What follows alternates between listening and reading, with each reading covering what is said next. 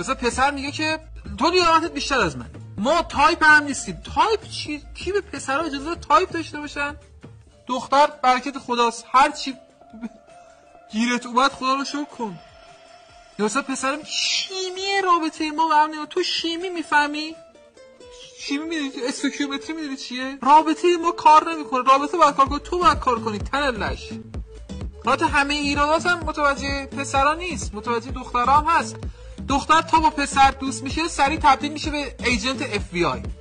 برم استاک کنم، برم این پیج اینو رصد کنم ببینم چیه، با هم دیگه با دخترای دیگه جمع میشن. بعد میاد پسر میگه اینا کیان تو فالو کردی؟ کیان؟ دختر خاله‌هاشون میگه حالا 200 نفرن، خانواده‌شون پر جمعیته. چرا برای این دخترها برای همشون تو دایرکت آتیش فرستادی؟ چون دختر خاله‌هاش سرمایه‌اند، سردشون شده براشون آتیش فرستاده.